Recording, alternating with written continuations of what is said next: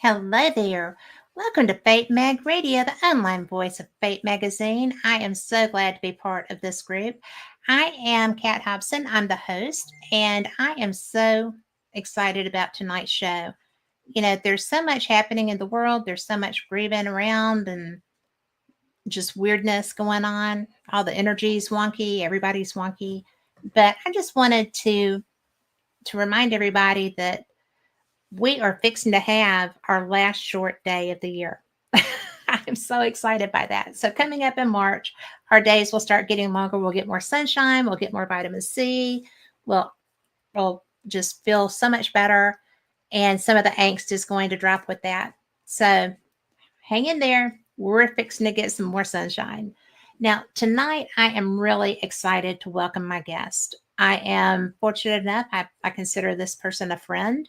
He is he's very nice to me. He's helped me with a lot of things over time, and I think he is just that kind of human. He is the founder and CEO of the Things Network. The he is he hosted me recently on the 13th Dimension. He is the co-founder and host of that show. He is York Games. He's a writer. He just had lyrics put out. He's Jeremy York. Let's bring him in. Hi, Jeremy. Hello, how you doing? I'm good. How are you doing? I'm a little tired. This is my third show of the day. Oh, wow. Yeah. You were talking about 13th Dimension. I was actually doing what was intended to be a pre-record of 13th Dimension this morning that I was going to air on Friday. And my guest and I, we were like, you know what? Let's just go live. There's nobody on. And since Friday is Valentine's Day, not a lot of people are going to want to be watching shows. I understand. Yeah, so we just went on ahead and did the live. It was a really, really good show. We talked about storm chasing. And then after that, I did my Marks on Wrestling show. That Right. went on for almost 2 hours. And now I'm here with you. Well, I'm glad you're here and not in a coma sleeping somewhere. So, it's funny Probably because would be asleep. I know, right? Well, people don't realize that we put a lot of energy into our shows if we're doing them right. And there is Nick Muley in chat. Hi there. And I am also a great guest and a great person. And they co-host Supernatural Talk together. Yep. So, two great people.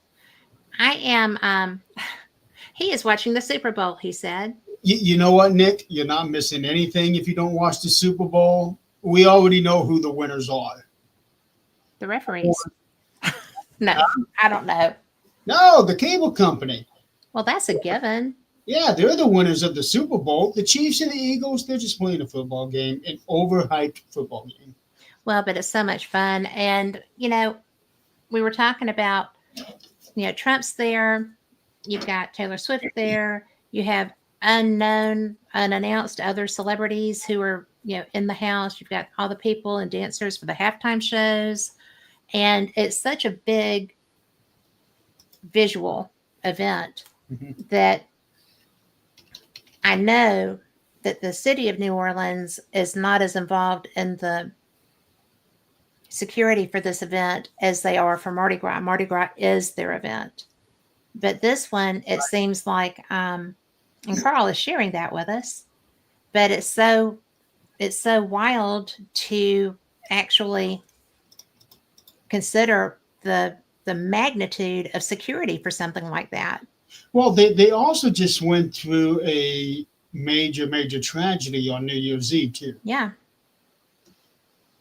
And that really was more of the attitude that goes with New Orleans. I mean, I love New Orleans, but it is the most laid back, not as much. Obviously, there wasn't a lot of security in that area at the time, but it's like if you go for Mardi Gras, it's very open air. everybody's out walking on the streets in Florida. But it's just it was such an unnecessary tragedy that happened there. And so many people lost their lives because they just didn't think that would happen. And I had read a story on the people that were killed there, I know. and one of them, I forget which one it was. He was going there, and his mother actually said, "I would prefer you not to go." Yeah. Um, Somehow she must have had this gut feeling, and then the next day her son was killed. So You I should get, always listen to that. yeah, I cannot imagine, especially when you had that feeling of impending doom, and I had that too. I had that feeling before everything at work happened to me. I kept Yeah. feeling like something bad's about to happen, but you just don't know when, you don't know where. How long did you have that? About a year, about a year. Um, it was the strangest feeling, and then boom, it happened. You know, that intuition is very real. Mhm. And I don't know if it's as strong with men as it is with women. I know that I've lived by mine most of my life. Yeah, I loved my parents, and especially in their later lives, I was there with them as they were transitioning. But it wasn't always easy being me. You know, I was reactionary. I, but I had bad actors in my life through my parents, and it was if I didn't use my intuition and trust it, I don't know that I would be here. So, and that was from the time I was little until now. I was awakened. I was sound asleep, and I was awakened when my daughter lived in New York because I mean, I woke up and I was like being told, protect her, protect her, protect her. She's in danger. Get the light to her, be praying, get this grieving. And so I did for about 30 minutes, really, 20 to 30 minutes. And I was in a panic, but I couldn't do anything except what I was doing because I was told, don't call her, just send her light, put a shield around her. And so a couple of years ago, I was over in Charleston where she lives, and we were talking, and I was like, when you lived in New York, there was one night that I was awakened. It was like 3, 4 in the morning, and she's like, what were you told? And I said, well, I was told that you were in danger and to cover you and to shield you. And she was like, I'm so glad you did that. Because it's funny, when it was over, I went right back to sleep. I knew when it was over. And she was like, we had, she and her friend, she was on her way to her friend's house. They had just gotten off work and were going there to spend the night.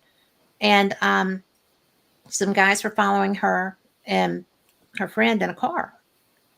And they were in Brooklyn. So it was no, Queens. They were in Queens. And it was just so bizarre because I don't know. She knew exactly what I was talking about when I told her about it. And she said that when they left that main road to cut down the street to the apartment, that those guys turned too. And she said that as they were walking down, all of a sudden the guys just zoomed past them. They left. And she was like, so thanks. I was like, hey, you're welcome. you know. But it's funny because that's part of, I felt like that was just a maternal thing, but it was also my guides saying, because I'm a sound sleeper, and they're like, you need to wake up, take care of this. And I did. 24 Eagles. Well, Well, I will say this: women are smart enough to trust their instincts, their intuition. right. Us men, we it's going to sound bad, but we have too much ego and are too arrogant, mostly, to listen to our intuitions.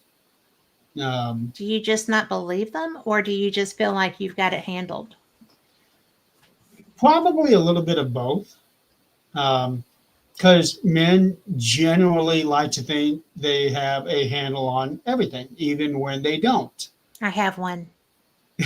So, uh, and then of course it's always an easy thing to not believe it, too. To rationalize it. That, and then there's also the case of, well, I didn't recognize it.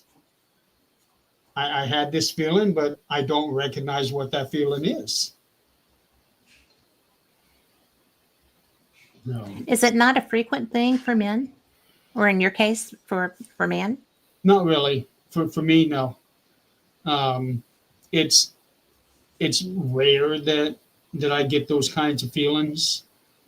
Sometimes I am drawn towards something, Mhm. not a sense of impending doom. That only happened just the one time, but that lasted for about a year before it actually happened, maybe a year and a half. Um, Otherwise, I'm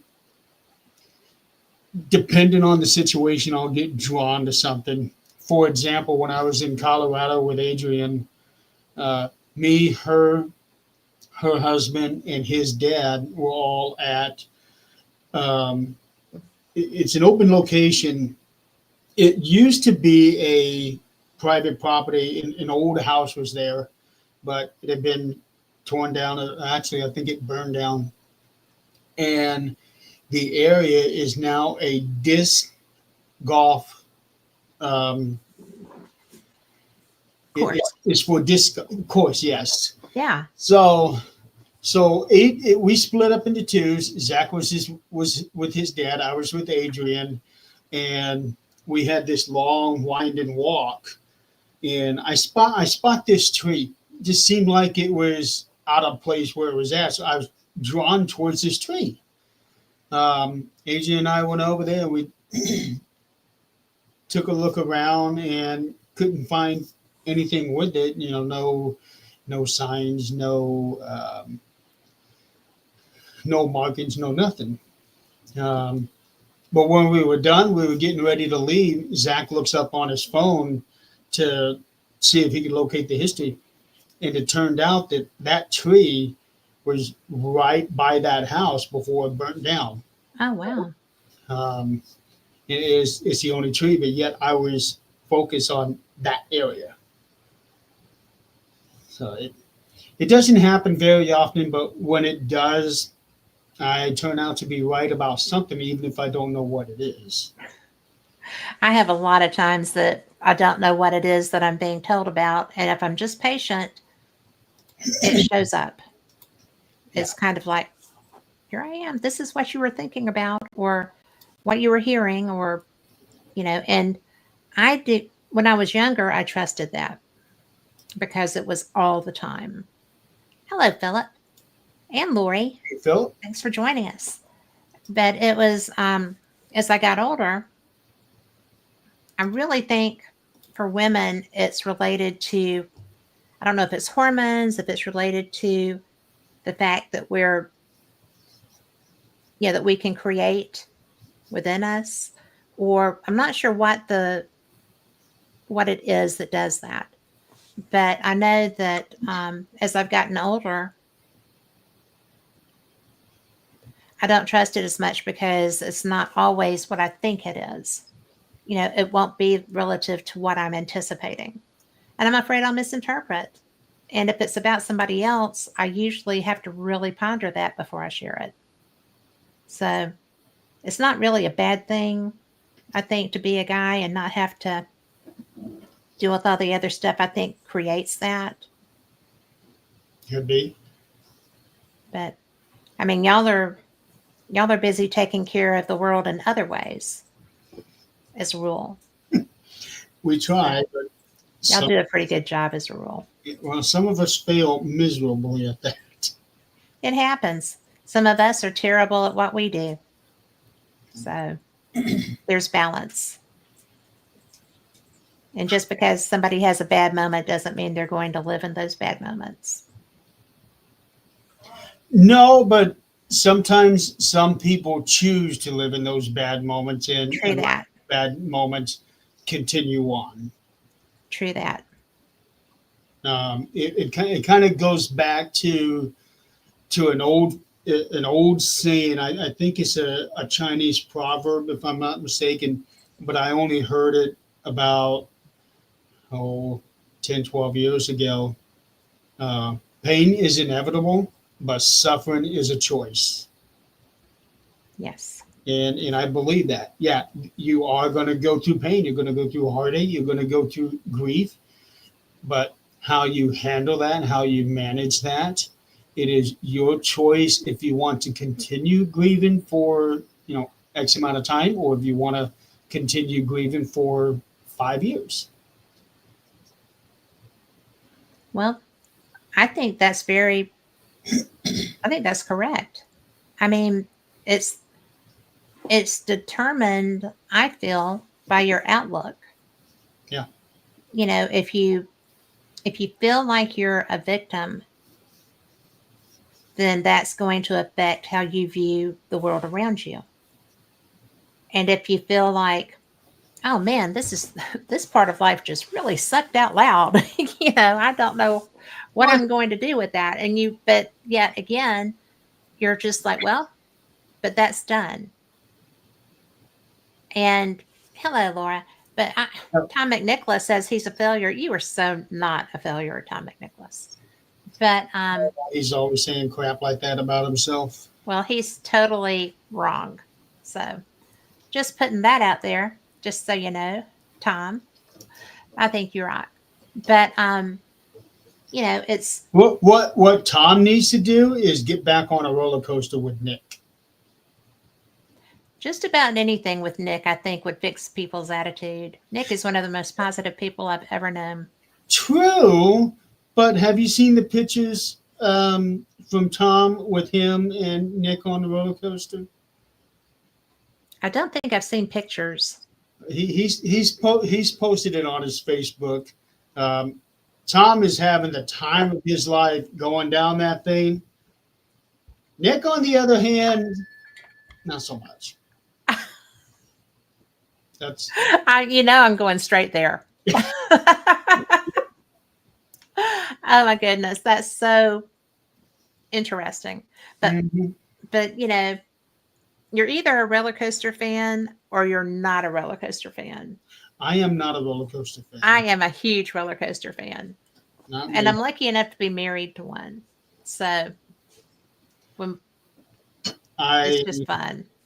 a number of years ago, I went to, I think it's Six Flags is over in Sandusky, Ohio, and I got on one of these really crazy the last one I ever did, really crazy roller coaster where it takes you around and around and around. I'm done. I was done with it. Never going back on it again. I'll go to the haunted house attractions and do the log rides. That's fine. But if you Right. think I'm going to go up a couple 100 feet in the air, you're sadly mistaken. Well, they have one at Universal, and I can't remember what the name of it is, but it starts you out. Cedar Point, that's what it is. Oh, I've heard of that. Yeah, Cedar Point. And you didn't like that. Hated it. I'm sorry. The one at Universal slings you out like a slingshot. You're going up and it's really slow, and then you crest, and the drop is just like tremendous. And then, and I love that. There, that Not might as much as I used to because, old body. But that might be one that I went on in. There's a place a couple hours from here called Indiana Beach, and it's an amusement park. Um, I don't know if they called it the slingshot, but this one here, you sit on it and you're waiting and waiting and waiting, and then all of a sudden you are straight up in the air, and then it will slowly bounce you back down. And they do it one or two ways: either they shoot you straight up, or they lift you up there, and you wait, and then all of a sudden it drops you. see, I don't mind that. I had a car accident and hurt my neck in it like decades ago, literally. But going backwards gets me now. And the ones that, do too much of the backwards motion does it. But Tom knew what I was talking about. It's called the Hulk. And Okay. it is a slamming ride. But it does have the drops and the upside down spins and stuff like that, which The, just blows my mind. I love them. the first one that I did at Cedar Point on that day was called the Dragster, and it's that one that goes from 0 to 160 miles an hour in 5 seconds. Holy wow. Yeah, That is a G-force. it was, and it takes you straight up like 450 feet. It twists, Whoa. and then you come up, and there's a delay, and I thought I was done. I thought the ride was done. I opened my eyes and I see straight down. I closed my eyes. No, I should have been done then, but didn't quite happen. I got Yeah. talked to a couple other rides. Well, we we do things when we're with other people that we might not do when it's just us. Yeah, But that was me. I was dumb that day. you were just with people you wanted to hang with. Wasn't dumb. It was just kind of like, Yeah, brave and ferocious and kind of wished you sort of. hadn't been. Yeah, kind of sort of. It wasn't like a group of us friends. It was me and this girl and her kids that went. The reason we went was for her kids, and I was basically their ride, more or less. Right. Talked me into doing some of those rides, and I'm thinking, no, there is no way I am ever doing this again. And you know what? You're just so fierce normally. I perceive you as a very fierce human. Your I strength of character seems very comfortable and I strong. can be very fierce, um, and I'm because of everything that I went through. If I feel like somebody's trying to give me the shaft, you will see a papa bear that you never, ever, ever want to see. I have actually told police off because I felt the guy did me wrong, and I let him have it. And then I walked away, did not give him a chance to respond because there was nothing that he could say that I was interested in saying. Right. Um, the workman's comp people, they were not approving a pivotal surgery that I was waiting to have. The doctor had turned in the paperwork more than a month in advance.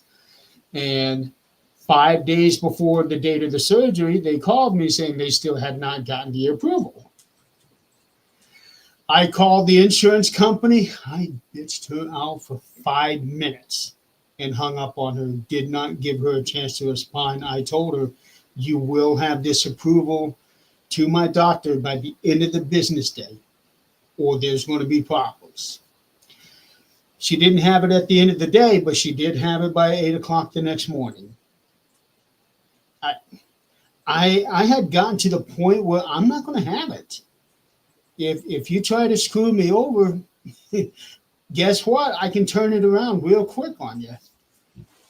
And I I didn't think used to that's be like that.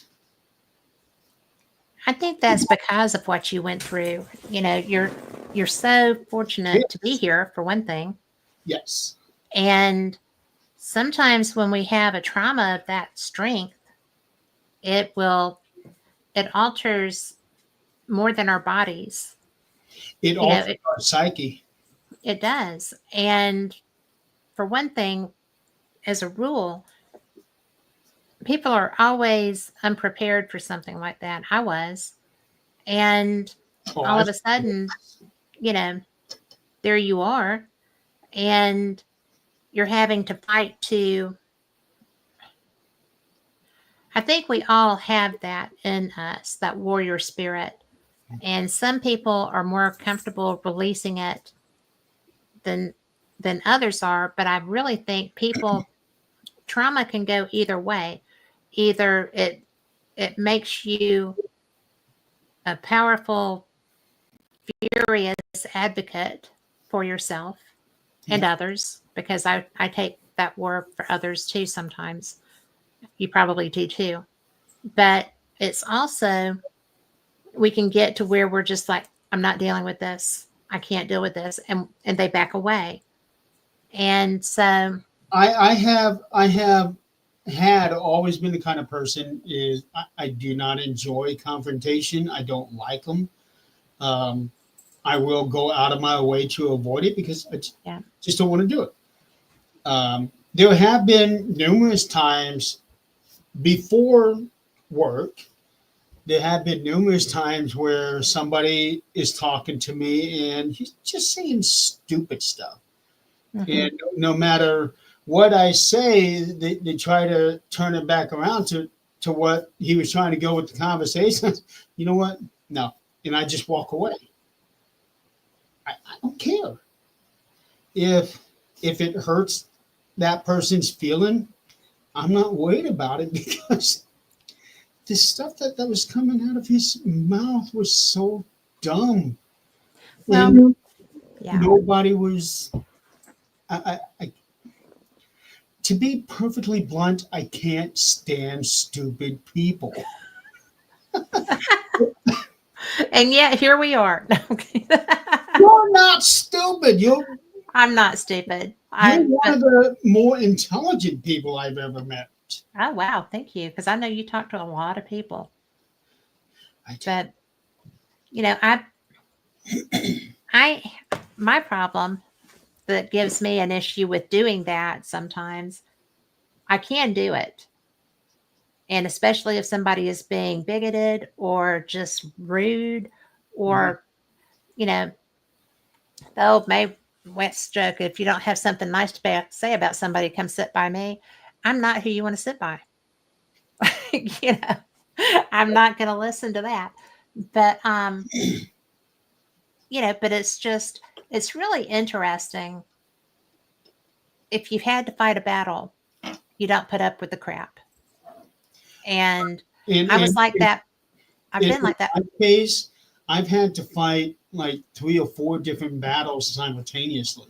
Yeah.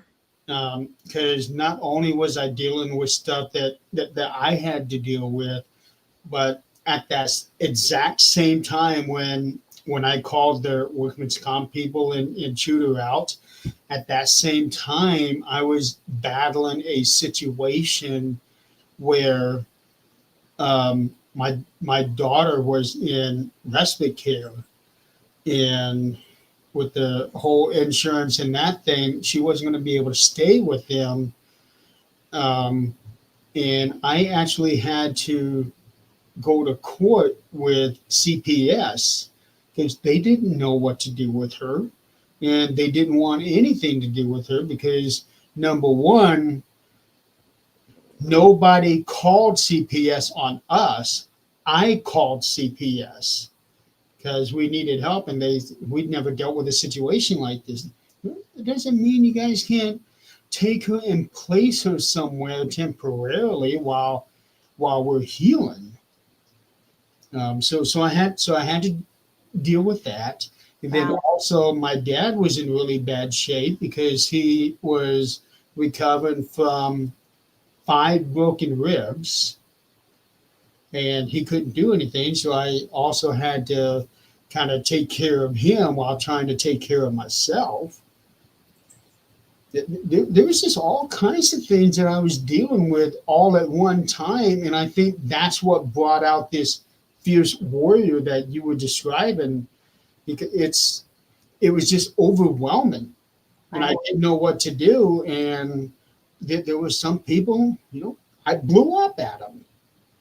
Well, I would have been more surprised if you had not, really, because it's really astounding Yeah. what what healing requires sometimes. You Mhm. know, I have a friend who's an astronomer, and he's really pretty cool. His name is Mark, and he has a couple of um, planetariums, one on the East Coast and one in the desert. And he he went through having just a completely unbelievable stroke and was dying. And or they thought he was dying. He did not think he was dying, Is he but still he heard them. Hmm? is he still alive? He sure is, and he does a Sunday night radio show opposite mine. He is on all of the UFO shows. He is he's one of the smartest men I've ever known, and to have a conversation with him is just a joy. Unfortunately, he's directly opposite my show, so but he does, like, with his show. He takes you to look at the stars, right? Have him on your Wednesday night show. Well, I have before, and I will again. Okay. But probably we're going to pre-record for Fate, so we're just trying to work a schedule out. But to me, stuff like that blows my mind because he heard them say that he was, if there wasn't a change within a time frame, they were going to have to, disconnect the life support. And he was immobile. He couldn't speak. He couldn't move. He was alive inside. But so he started working. I mean, he had like what, 72 hours when they make that decision. And fortunately, his wife at the time was right there with him. And he said that she was just a bulldog for him. She was fantastic. But he got his finger to move. And she saw that because he kept trying to stretch to reach the end of the bed. He could touch the end of the bed with his toes, but they were under the covers, right? So, anyway, and that's why he's here today, is because he worked so hard because he knew that he was going to be out of there if he didn't move something. And that's just I mean, we get a strength of character, but we also get like that sudden burst of energy when somebody, your child's in danger and you go and lift a house to get it off of them, kind of a thing. That Yeah. really happens. And Um, it's really wild. like the Incredible Hulk comes out in you. Yes. I think when it's something that matters that much to you, it does come out. Mhm. And And it can be physical, it can be psychological, it can be emotional, spiritual, it can be any of those. so, Laura, you can look around. They are everywhere. You just have to find the one that you like. So, my husband brought me a blue alien to start with. I had him for five years, maybe longer. And so he sprung a leak and I couldn't save him. So this guy showed up. So now I have a green alien. So his How name's long, Al. how long have you had that one? He's rather new. He's been here 6 months, if 6 months. Okay, So because I don't remember one where it had the white in the black eyes. Al, I think Al just had the black eyes, the blue one. So I actually still have him in the house.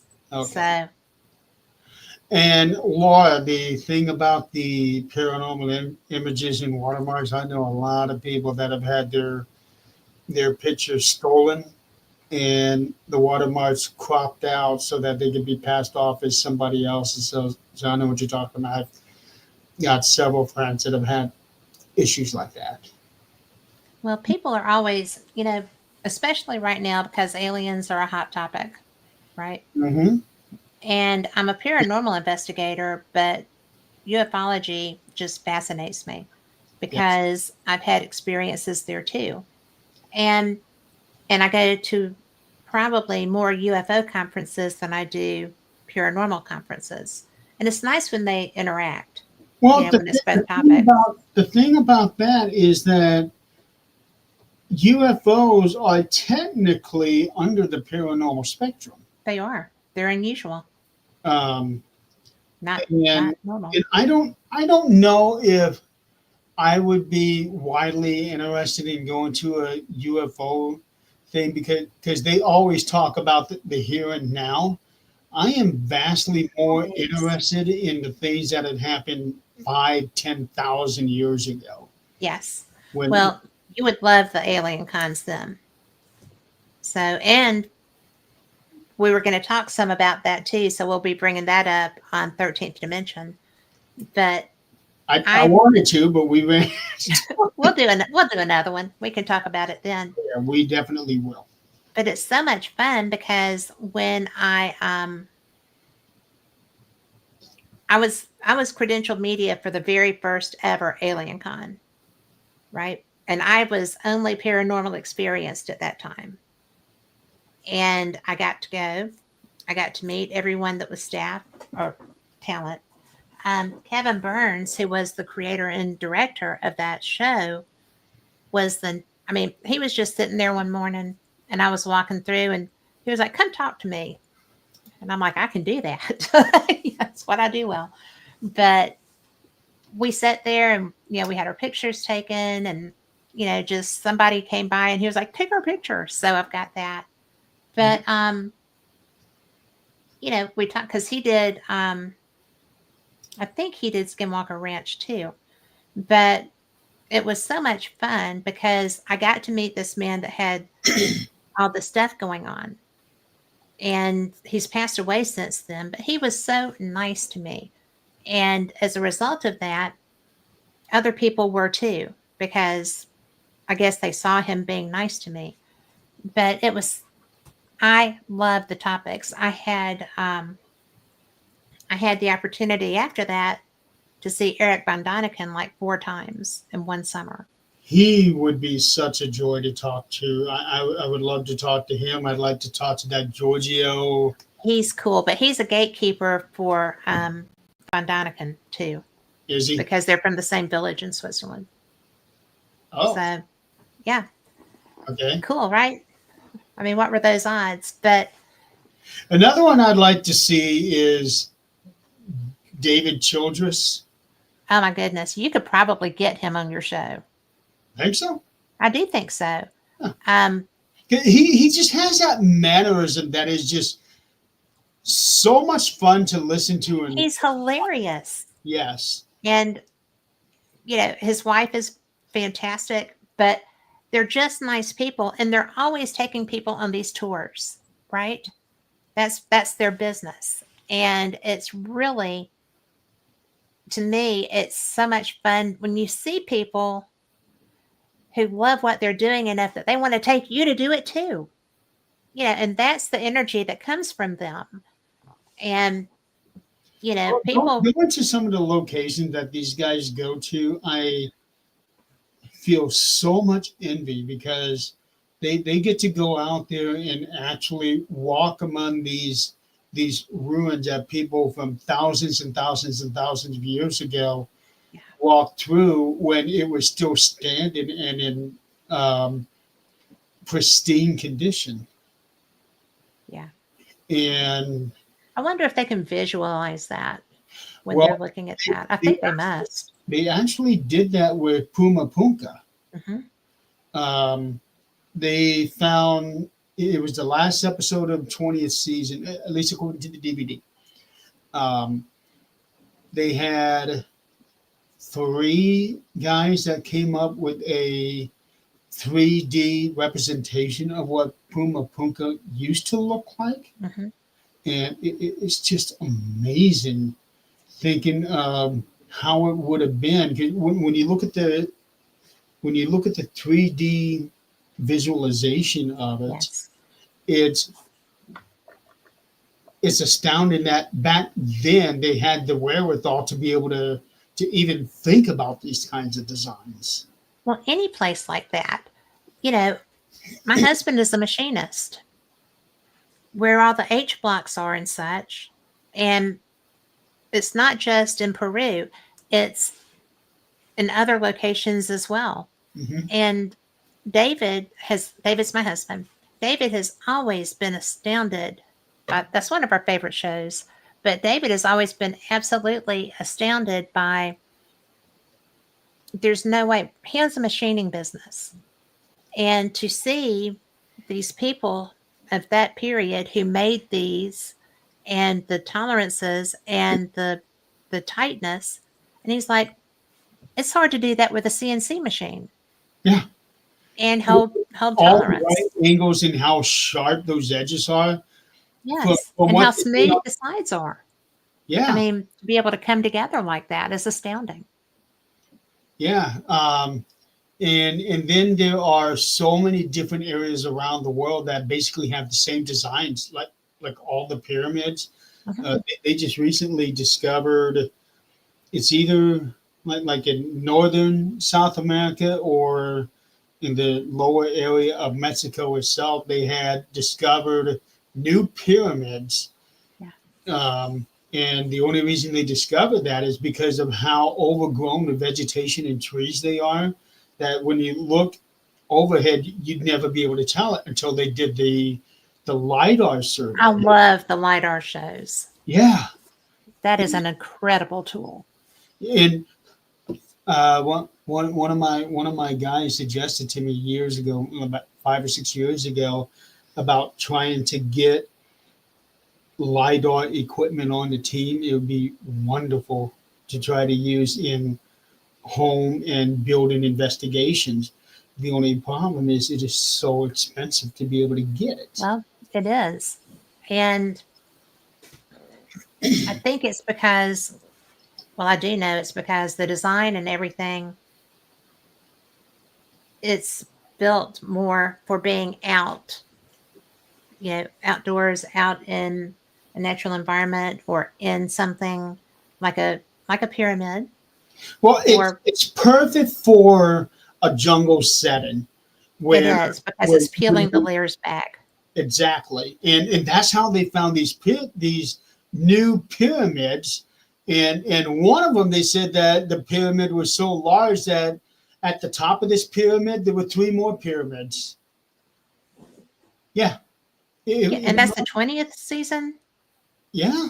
I'm I gonna. don't I have to remember. write that down.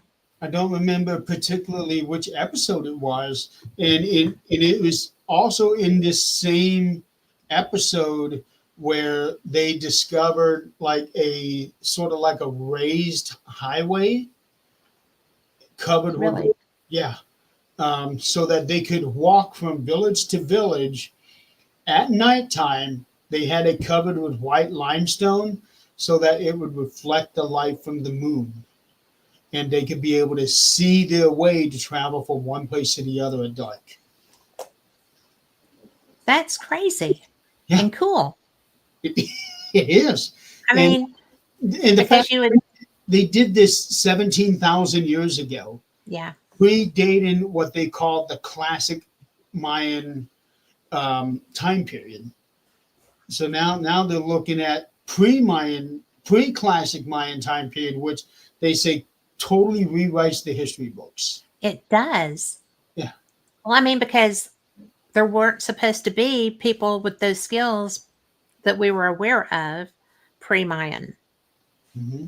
Because when you start looking at pre-Columbian, pre-Mayan, the stuff is so ancient Yeah. that the fact that any of it, like the artifacts and stuff, not the structures, but the artifacts, the fact that there's any of those left will blow your mind, or blows mine, Well, because what also gets me is um, I think they're called the Anastasi, I don't Anunnaki, Anunnaki, yeah, um, in New Mexico, I think, where they dug into the caves to build their homes.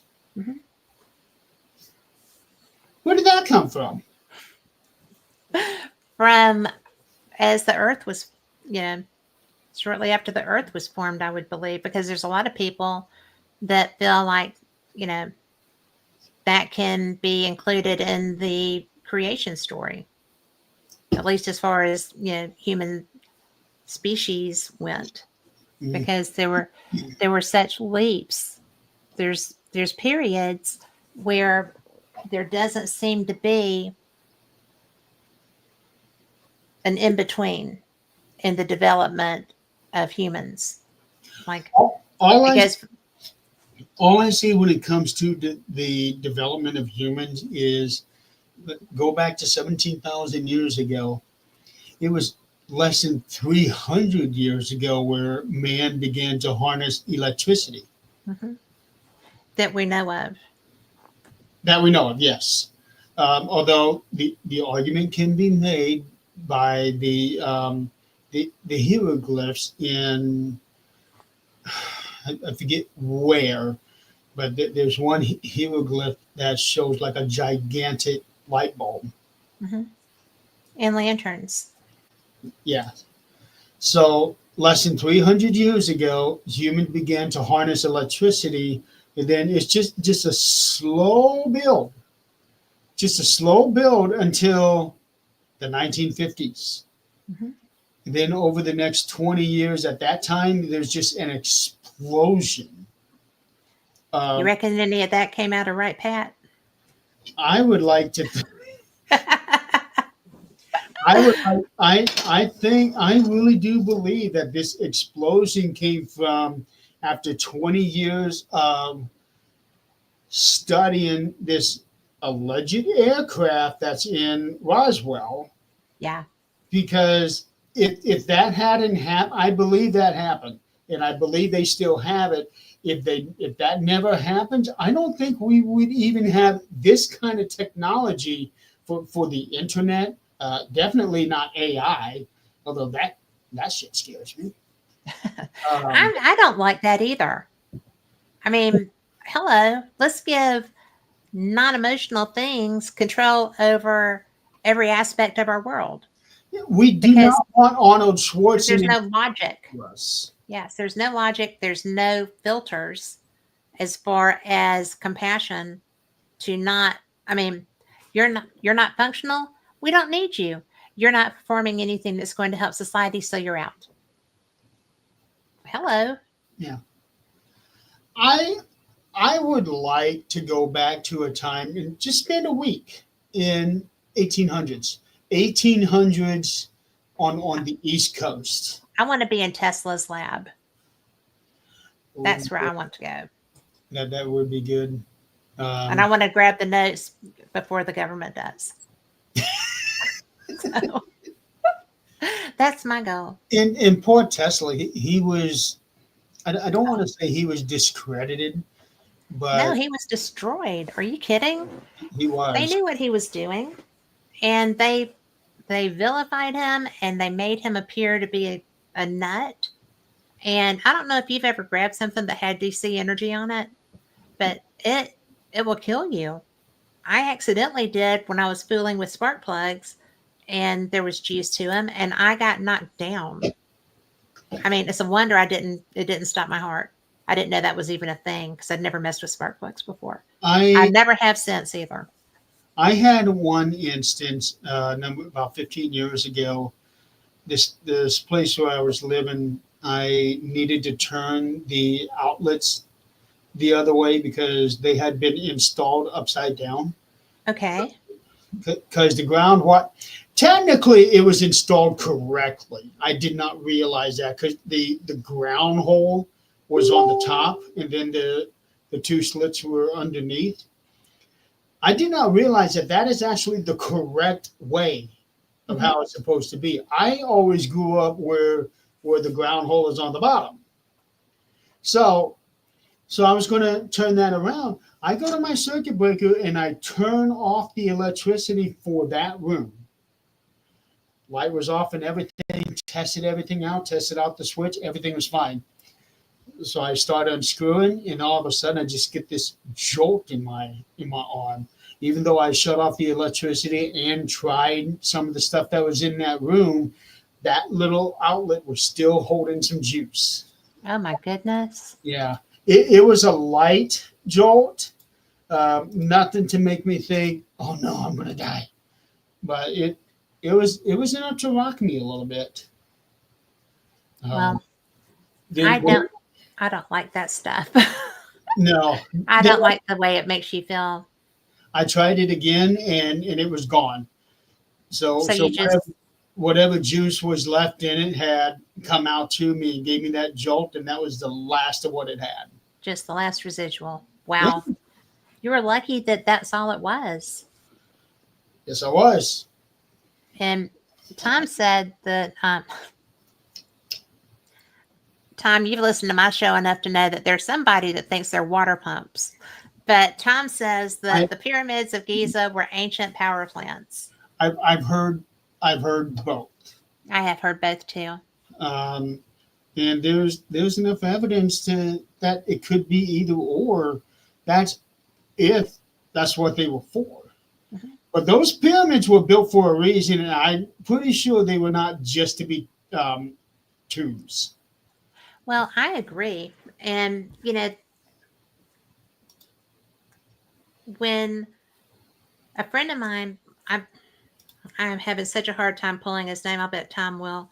But he wrote a book, or it's written several now, but he diagrammed how the pyramids, he believes that they use like a walk system going up to get the water up as they were building them, I guess. But and he found what he believed to be documentation that the Nile, and I've heard it a lot since then, especially with so much attention being on that region, that the Nile used to flow either much wider or it had a different route, and it came closer to where the pyramids are, and which makes sense. I mean, the Mississippi Didn't you doesn't change bring that that much, up? but Didn't you bring that up on Friday? Because I seem to remember something about. I may have mentioned about it being, because we were talking about the pyramids, and I was like, well, they may align with Orion's belt because we were talking about the Orion Nebula and stuff. Yeah, But Phyllis pictures. Oh my gosh. But anyway, and I said, well, where Orion's belt is is seasonal. It's not always in the same place. It won't always be over the tops of the pyramids. And I get in a lot of trouble sometimes when I say that because people are like, "Oh, there's no way that that could not be real. That's why they built that is to work with the astrolog or the ley lines or well, here's the problem with that. Because the Earth, the axis is on a 26,000 year wobble. Mhm. And the pyramids were built how long ago? More than that. So the alignment of the star, not the alignment, but well, actually even the Yeah, alignment of the stars, because everything is constantly moving out it there. changes every night. Yes, and in our positioning on everything, so we're right here now. In Mhm. 26,000 years, the tilt is going to be this way. Yeah. So now our northern star is going to come from whatever's over here instead of Polaris. Yes. So and the thing is, people don't seem to grasp that. A lot of people don't know because people are living their lives, right?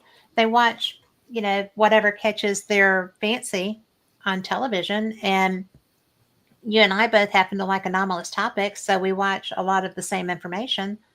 But then again, even that is for entertainment purposes, you know, it is, but a but lot of it has a lot of good information too, yeah, but the thing is, I look up this information after seeing it on TV. because you got interested. Yeah, Yeah, and it turns out they're more right than not. they are. I can't see them intentionally putting out wrong information. Now, I think they try to be as right as they can and still be relevant. I do remember them coming back one episode. I want to say it was in the 20th century, where they didn't exactly recant something from an earlier episode, like 5, 10 years ago. But they said, okay, this is what we talked about before. Here is new information that we found on this topic. Yeah. Well, now they will, if something if they're talking about something that has been historically accepted, and then find out, oh, you know what? That might not have been just right. But Right. it's because it is, I mean, it's science, it's a constant study. And Now, Tom, talking about the water erosion at the base of the Great Pyramids. yeah, because the Nile ran by it.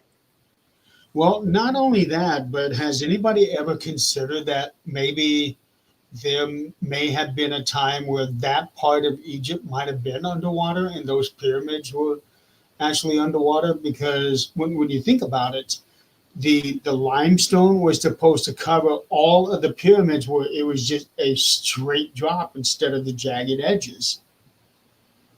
So what if the water carried away most of that limestone? Could there have been a flood, do you think? I mean, we had a flood. Would So this would the pyramids predate the flood of Noah's Ark? wouldn't that be fun to go and look up right quick? I know you've got your keyboard right in front of you, but I make noise if I do it. Okay. The date of Noah's flood is estimated to be between 2348 BC and 3298 BC. 3298. Yeah. When were the pyramids built? 2780 BC. Right in the middle of the suggested area of Noah's flood. There you go. And a friend of mine a couple of years ago, we used to have these really deep conversations. We were talking about Noah's flood, Right? the Noah's Ark, and I hadn't considered this, but let's see, let me make sure I get the correct body of water. She said that she had heard that in all actuality, it was the Black Sea or the Mediterranean Sea, one or the other, maybe both, were the parts that flooded, not the whole world. Well, that would make it hard to get that ark up on Arafat if those were the only two places. Let's see, where is Arafat? I think it's Turkey.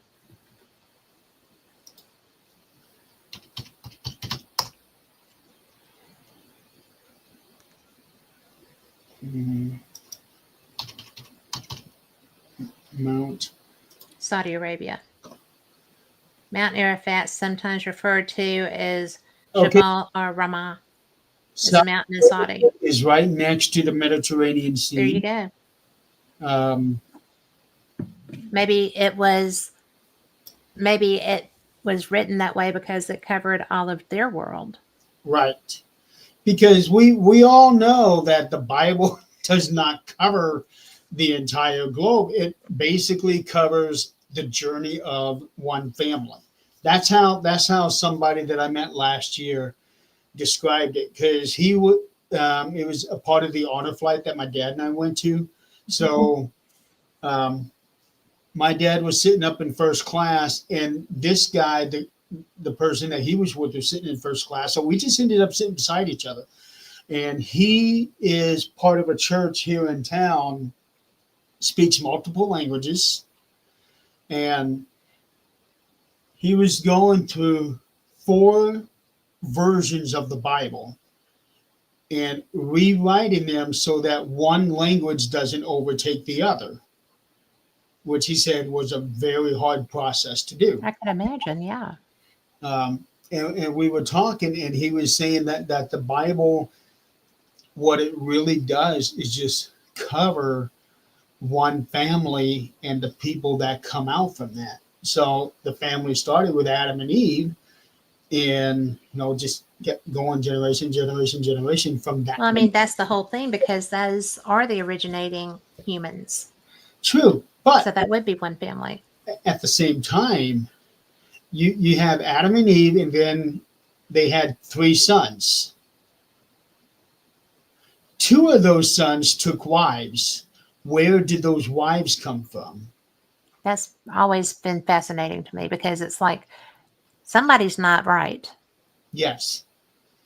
I have always said that the Bible contradicts itself, um, because at one point, at a few points in the Bible, it says that God is a very loving and forgiving God. And there are other parts of it where he says he is a very vengeful God. Probably depends on the situation. Exactly. Well, I can be very sweet, loving, and kind too. And then I'm not. So yeah, nobody wants to be there when that happens. but that still does not explain. Okay, they have the 3 sons, so how can their bloodlines continue on unless they had wives? So Well, there because had they weren't, I mean, there weren't any other females mentioned, were there? no, That's a great point. not until um, Cain took a wife, and then Seth, was Hmm. that the name of the 3rd son? Yes. Seth took a wife. So where did they come from? They came from another family that is not written in the Bible.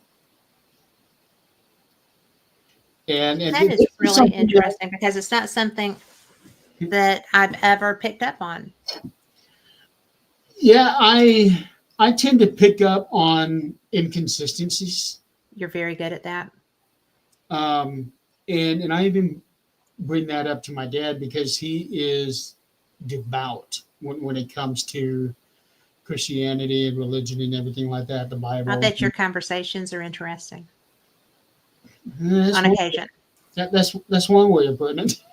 Yeah. Um, so I brought that up to him, and he's like, I don't have an answer for that.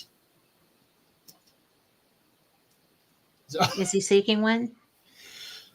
he's not really seeking any answers. It's just that at his age, he is more afraid to not believe in the Bible, not Okay. believe Yeah. instead of he doesn't want to die and then find out God does exist, because then he'd be burning in hell for all eternity.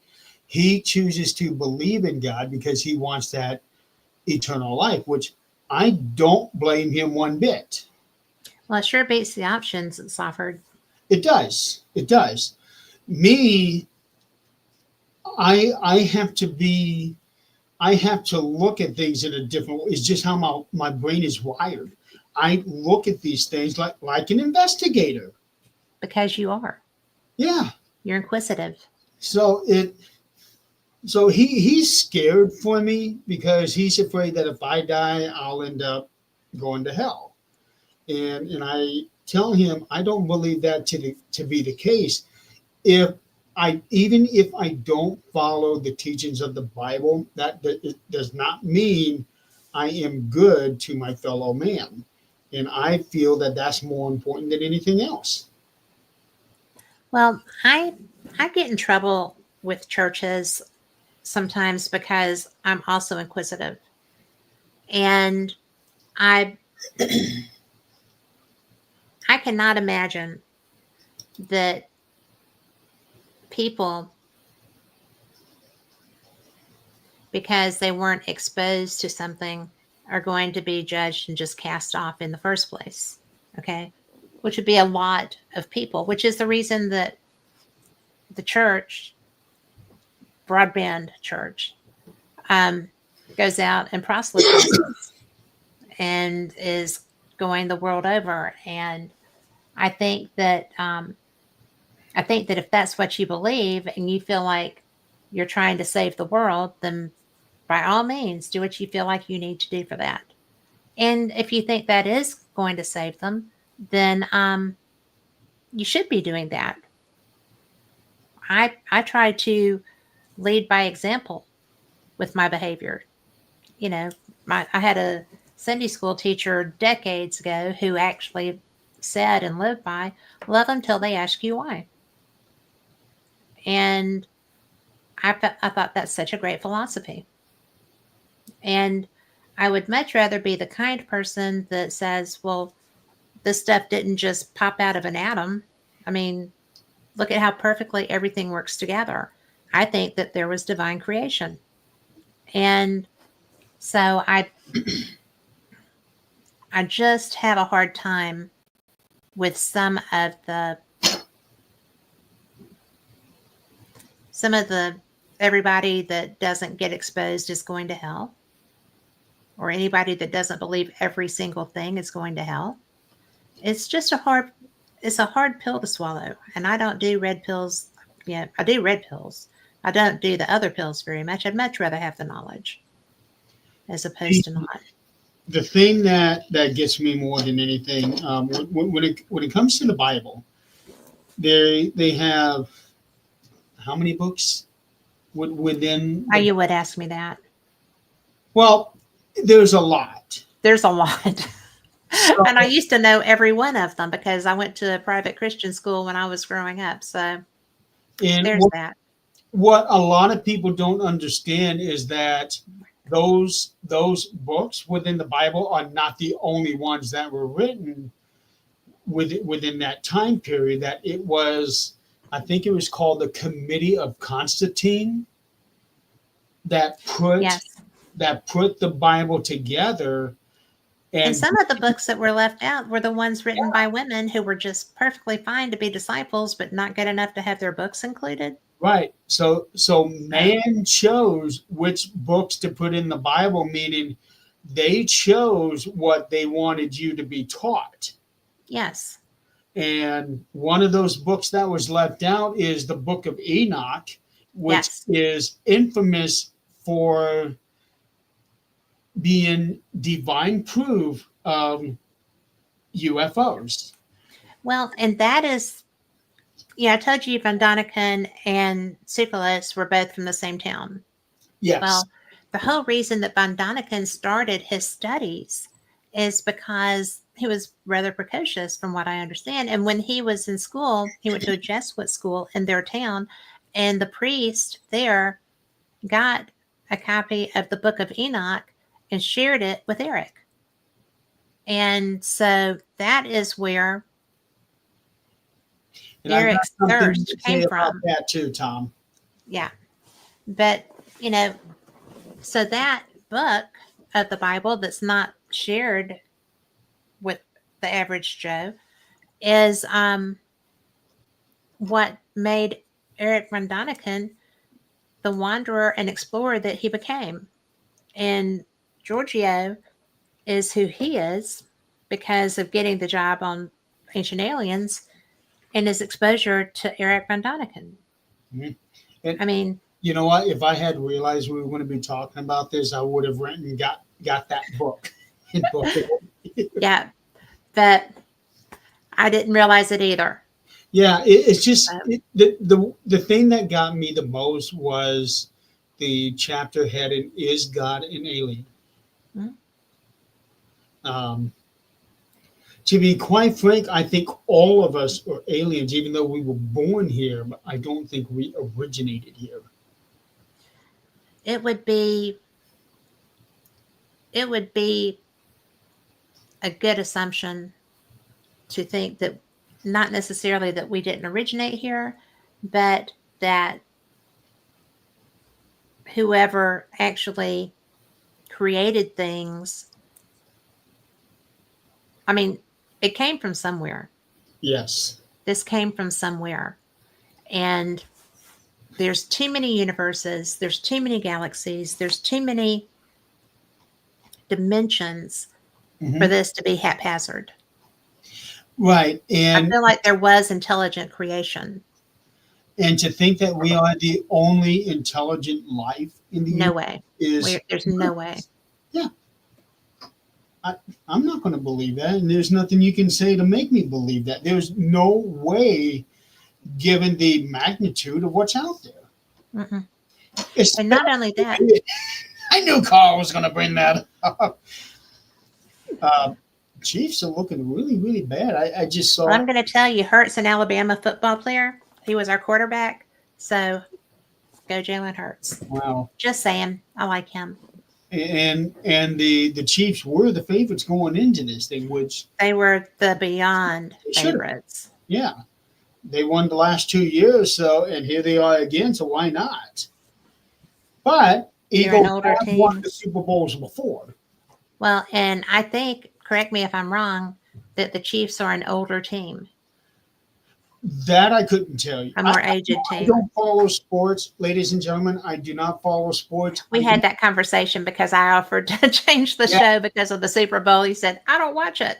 Oh, So- that reminds me. I was going to haze you about that. Yeah, I'm glad to be here. She's making me miss the football game.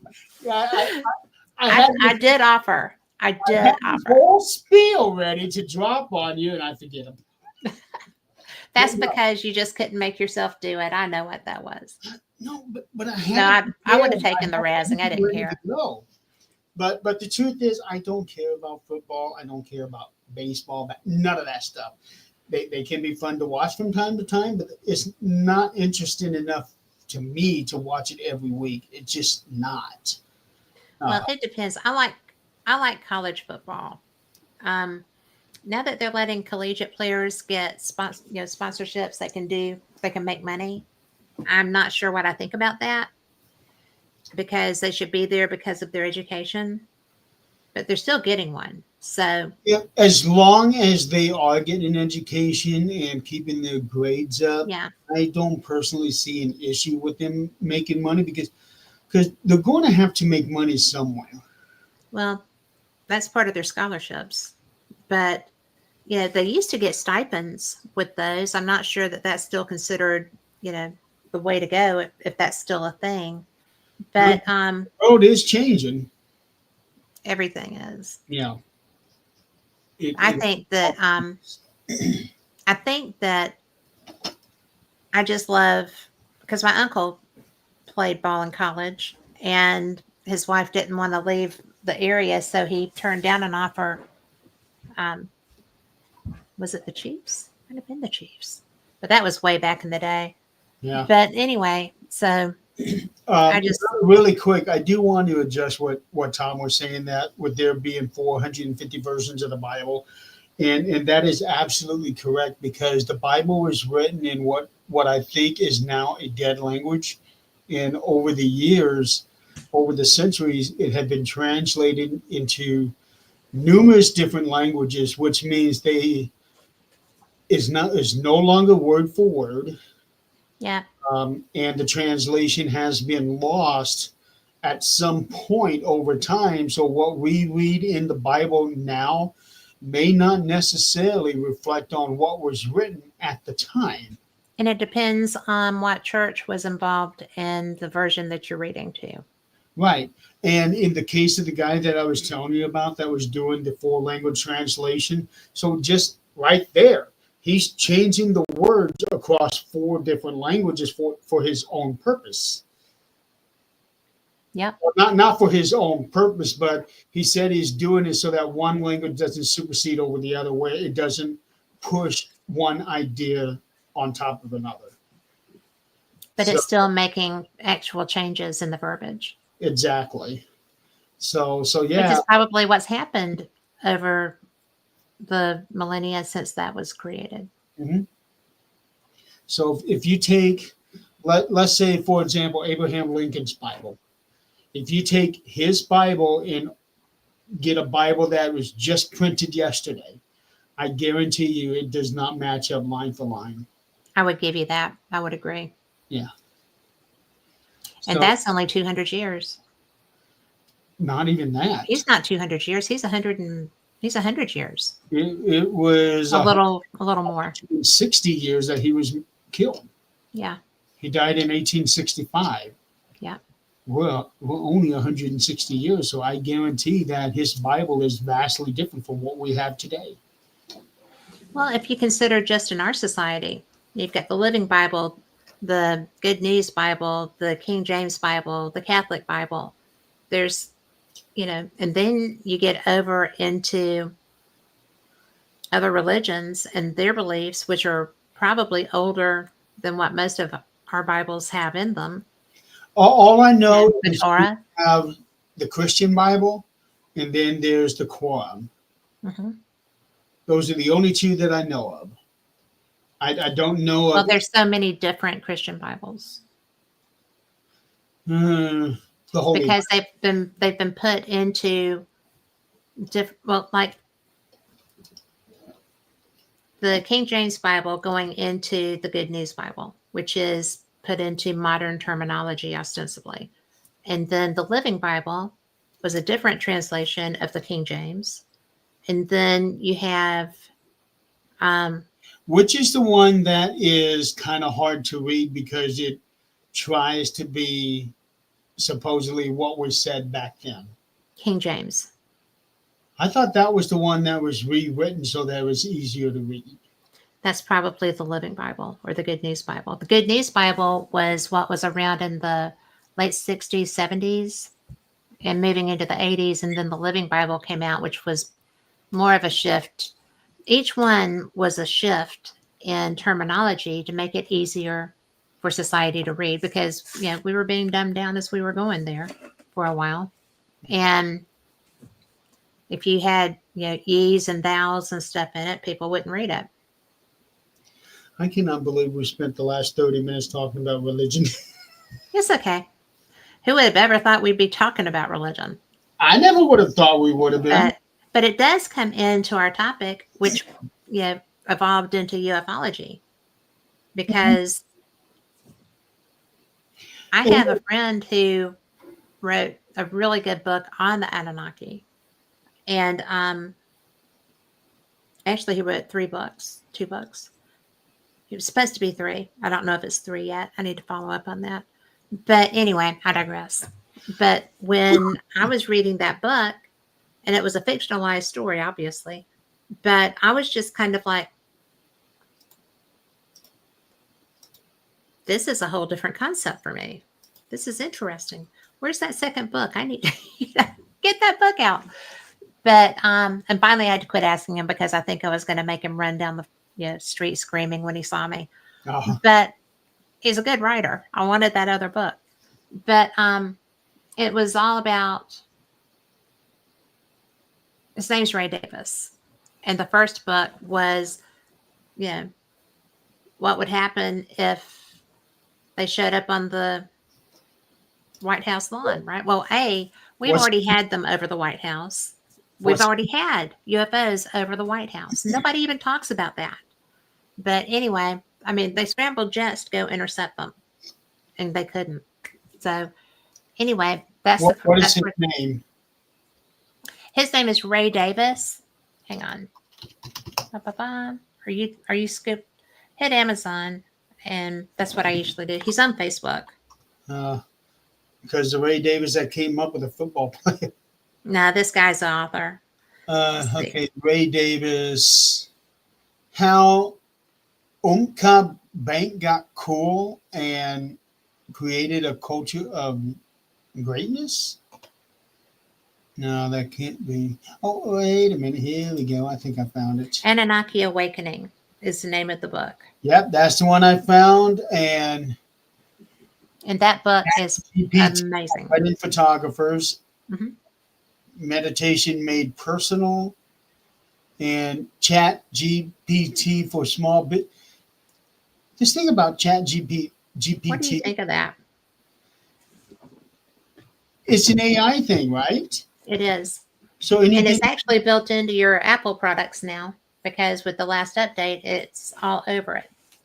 And then they have their own AI, and they want to know how it compares with Chat GPT. And I'm like, I don't let Chat GPT touch my stuff. I make all my own mistakes. Thank you. So I think some people use that Chat GPT to write their own books. And I'm thinking, you're not a writer if you do that. Nope. If you're not doing your own typing, then you're not. Yeah. I mean, there are a lot of people that I think who have issues, physical or vocabulary issues, that will benefit from that. But if you're just saying, write me a book about you know, the Bridges of Inverness or something like that, then you're not doing yourself any favors, but you're going to get some notoriety. No, I'd rather write my own stuff. I find more enjoyment in writing my own stuff. Yeah. Uh, They're going to skunk the Chiefs, man. 34-0. 34-0. Holy smokes. There is no, I can't believe that. My husband is in there watching that. I bet he fell asleep. There is that whole thing about the refs being biased towards the Chiefs, and maybe they did something with the refs. I don't know. I don't know either. But, well, I'm going to tell you, I haven't heard a lot of hype in your face stuff coming out of the Eagles. The Eagles have seemed much more serious coming into this game.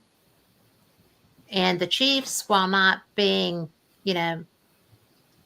obnoxious with things or anything, When I haven't seen the same. When it comes to the Chiefs, I hear more about Travis Kelce and Taylor Swift. Taylor Swift. Yeah. And I don't have a problem with that. I mean, they're romantic, they're young, they're, living life, whatever. And it is bringing in more viewers because it does bring in more viewers because the Swifties are a force of nature. Oh, they are. They are. And I am not ashamed to admit it. I am a big Taylor Swift fan. I like her too. I love her music, although I'm not too crazy about the albums that she's been putting out lately. She's been trying to get her own stuff back because of the shady. I mean, I like the Taylor version. I like that she's doing that and taking ownership and bringing the people that stole her music. It's the music that she's been putting in on some of the later albums, because a lot of the newer stuff just don't stick out, except for a handful of the ones that she put out on radio, even though they're all making it on radio. Yeah. I think that, how many albums does she have? The girl is a force of nature. 10? Yeah. And she has been doing that since she was 16. Yeah. And I have been a fan of hers since that first album. I've liked her ever since then too. I can never be the fan of her that my daughter is. My daughter is, she is such a Swiftie fan that somebody, her aunt-in-law, gave her a ticket to go to Nashville to see Taylor Swift. And my daughter, she's independent, but I was really surprised. She went to Nashville by herself, got her hotel, went into town, went to the show, and had the time of her life. Then brought herself home the next day. I mean, that was so out of character. Her concerts have been phenomenal. Yeah. And some of the clips that I've seen on TikTok have been really good. Mm-hmm. There's one song, I don't remember which one it is, but during this one song, a little girl would be brought up out of the audience right there next to the stage, and Taylor would get down there, dance with her a little bit, and give her a hat. Mm-hmm. I saw that.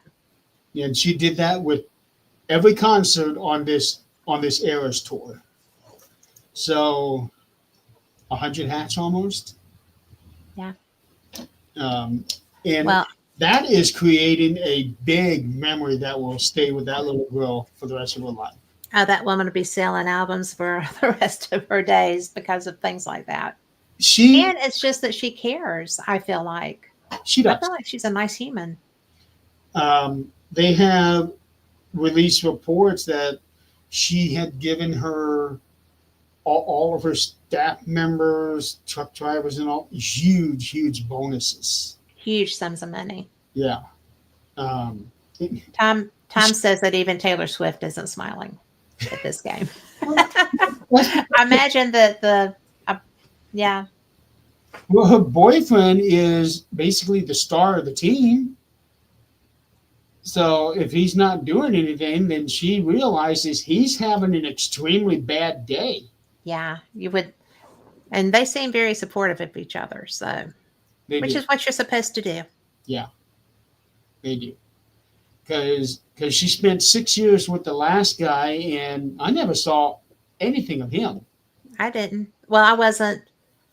I mean, she wasn't in the media spotlight like she is with this one because they can't walk out a door together and not have the paparazzi in their face. I think that would be a terrible thing. Now, when it's somebody like Taylor Swift, she doesn't even need to be anybody. If she's out, there's going to be paparazzi around her. Exactly. So I would hate to be in her shoes under any circumstances, unless there's the money. I was going to say the money'd be okay. I wouldn't fuss about The money that. would be okay, but other than that, that girl, unless she forces it, she gets no privacy. Yeah. Kansas City scored. They're not getting skunked. No, they're still. They're still getting skunked, but it's not Yeah, zero. That's not, yeah, it's 34 not to nothing. it's not zero, but at this point, it might as It's well. still a butt kicking. Yeah, 34-0 to start out. No, that's What quarter is that in, Tom? Or Carl? Or somebody? But, I think that there are those that would say that somebody with the phenomenal success that Swift has, must have made a deal with the devil or something. That's old history stuff. Third quarter. There's still time. If they there, want that, there there will is, be. but it would basically be like that Canadian hockey team from the late '80s, From the Olympics. Miracle on Ice. Miracle on Ice. Yeah, so that they would basically need that. They need like 5 Hail Marys in order to do that. Well, I've seen it happen, but just not at this level of play. It's 34 seconds left in the third. improbable, but not impossible. It's pretty highly improbable. We'll just put that out there, and the universe can reverse it if they want to. So, Well, usually, if I say something that's that strong, since then putting things out there in the universe, I need an agent. Sell my books. well, we can talk about that when we get through here. But I know that you said that you were. Tell me about your music. What kind of music do you write? I write for everything. Um, it doesn't matter what genre of music that I'll have in my head. I'll just get something going, and then I just kind of write to that. So some of my stuff would be for pop, some of it will be for country, folk, um, metal. Although that doesn't happen very often, but I have some stuff that would be more suited for metal. I even written rap lyrics. So, I bet um, that was fun. I like some rap. well, the thing is, and this is going to sound weird because I write stories, but when it comes to doing lyrics, I Mhm. don't like to be overly wordy. I like That to. is a shift in course for you. It is. Um, I think in this case it's well. First of all, I have. Oh boy, let me check here real quick. I have every lyric I've ever written in a database. Cool. Uh,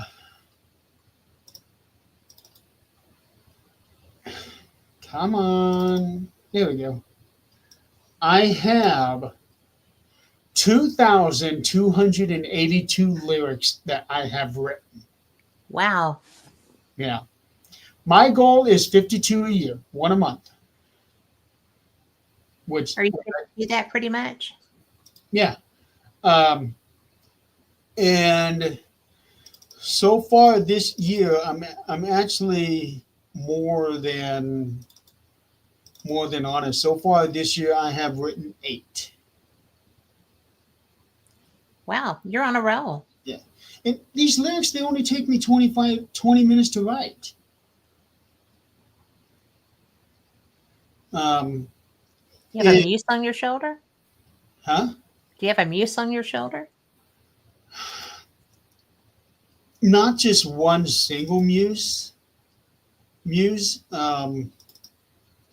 I tend to let everything be an inspiration for me. Um, let me, I'll read a little bit of this last one that I wrote, which was about 2 weeks ago. It's called Our Story, which ironically is a title of a Taylor Swift song.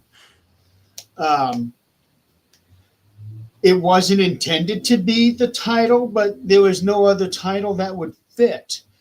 What I wrote here: tell me a story I have never heard to help me get past all of this hurt.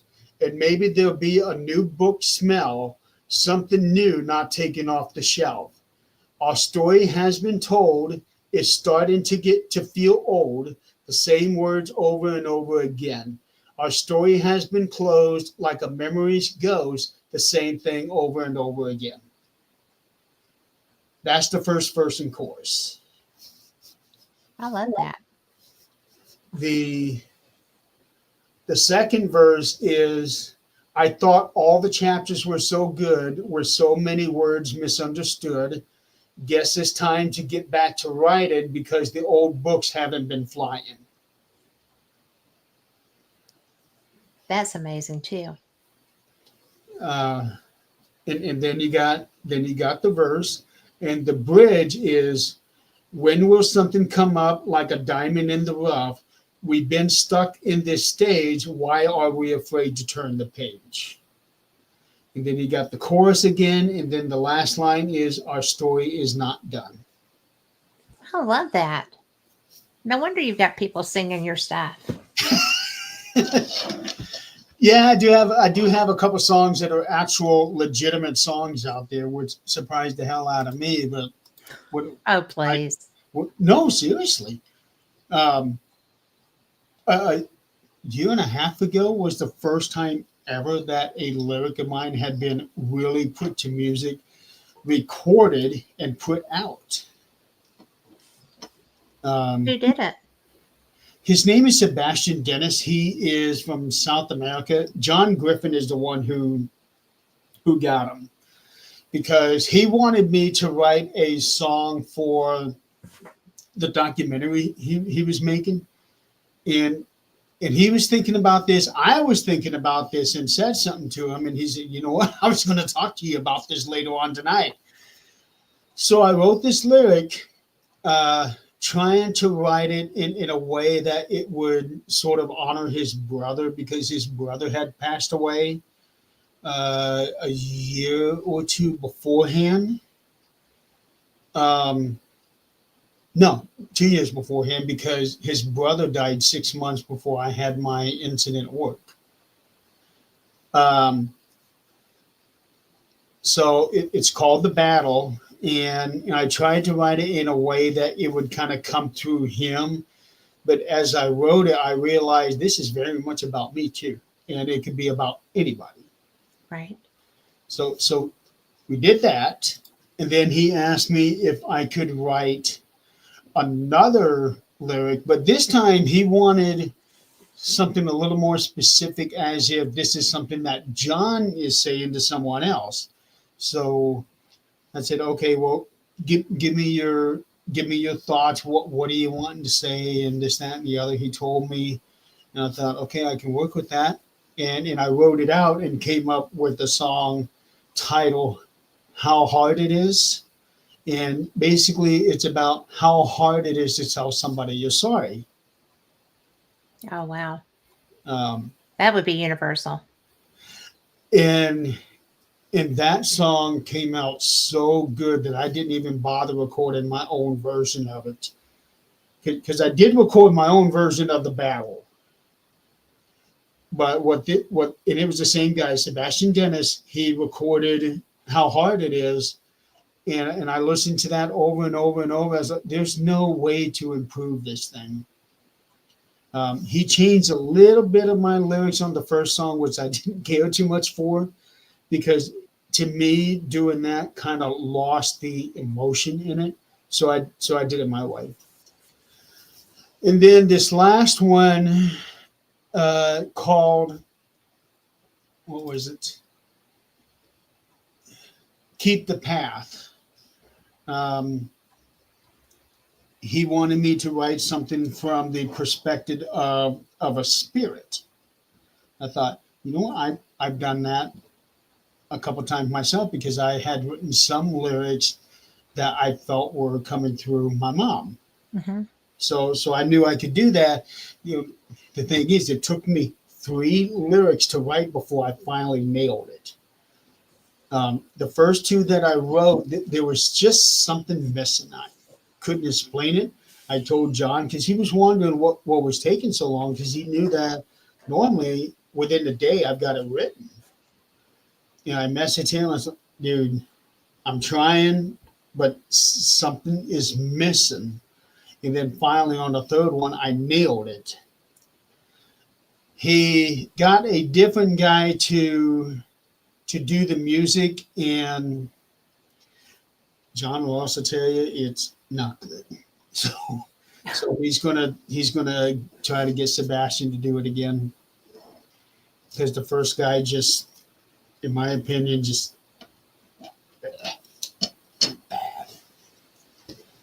Um, Not what you wanted or he wanted. no, Well, I, there were 2 different things that I was wanting, and there was one thing that I was wanting and one thing that John was wanting. Neither one of us got it. Um, why was the guy? it just a spark or? No, it's the way that the music is and in the lyric.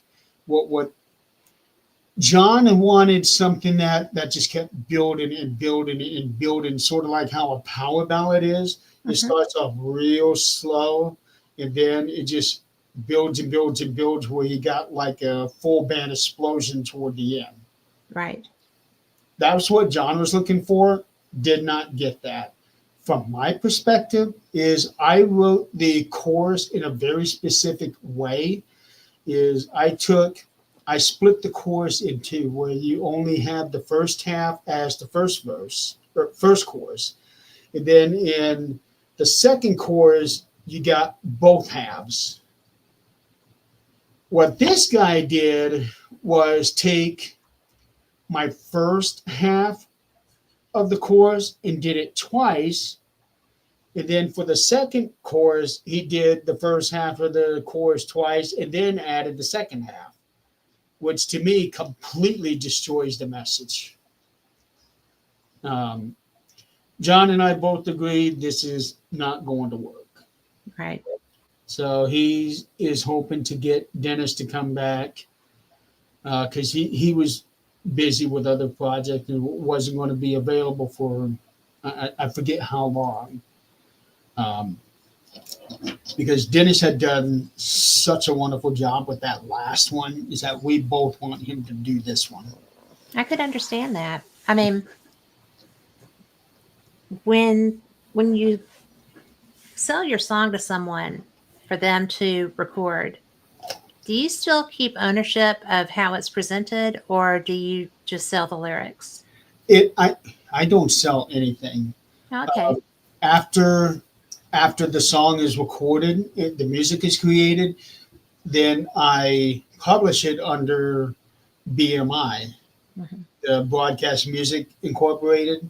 Yeah. Way, if people come in and find the song and they want to play it on radio or TV or whatever, now I can get royalties from that. And John and I both have copyright ownership of that. Okay. So that's how it works out. I just had never, I've never talked to somebody that does that. So I was being nosy and curious. They are Sometimes two different things. sometimes it's good to be nosy.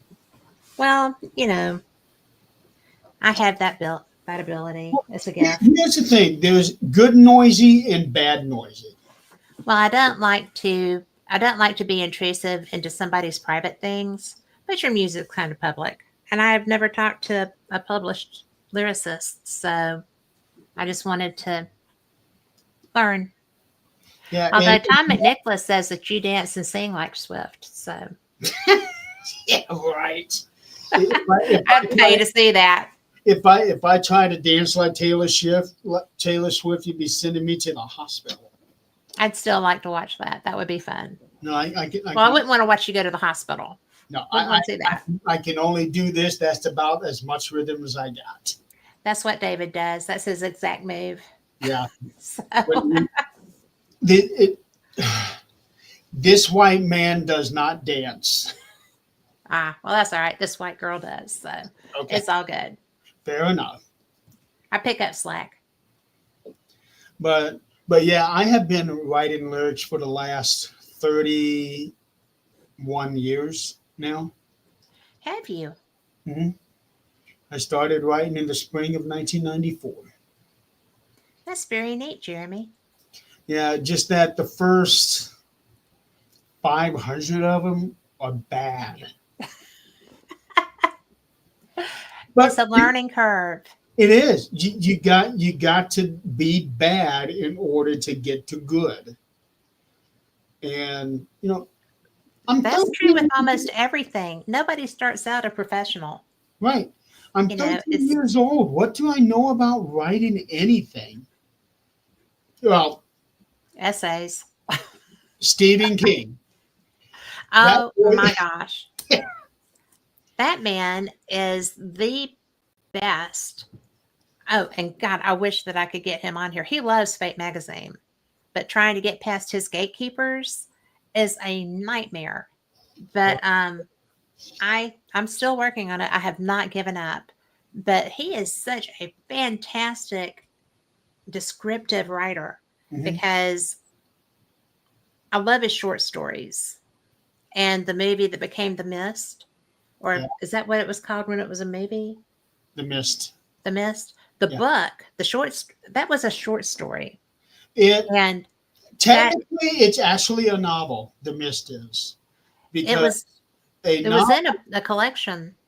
it's in a collection, but a novel is 40,000 words, and The Is Mist. that the 40,000?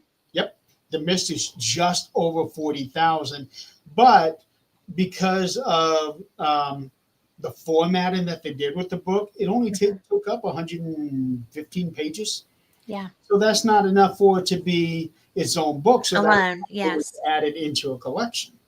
But when he described every aspect of that, I'm glad I did not see that movie because I don't do horror movies, which is funny Well, since Rick the McCollum's my best ending was friend. changed. The ending was changed Yeah, I didn't want to. when Frank Darabont wanted to do the movie. One of his requests was, "I've got to do something with the ending to make it more definitive," and Steven gave him the okay to do it. And then when he did it and Steven saw it, he's like, "That is the best ending I have ever seen." Because he said that not even he would have had the guts to put that into the story. Well, don't tell people because I don't want to know because I may get up the nerve to watch that movie someday, or I'll ask you. So, but not on the air. I don't want to ruin it for everybody else. Oh, But whenever you want to know, I'll tell you exactly what happens in the end of that thing because it was such a shock. I'll ask you after the show. Okay. But one of the things that he probably is, I read a lot. So it's really hard for me to say that he would be the best of his genre because I don't read a lot of horror, right? Mhm. But as far as his descriptive skill, his It's character development. flow, his timeline flow Mhm. of his books, the character development to be because I mainly read the short ones, because I can't be that engulfed in horror for that long. I just get it's my empath side. I just can't deal with that. But I it, use his style of writing as inspiration to do my stories yeah, because I try to focus more on the character development while trying to progress the story. hmm And there are times I find myself damn, am I really writing something or am I just rambling? And I Sometimes it's both.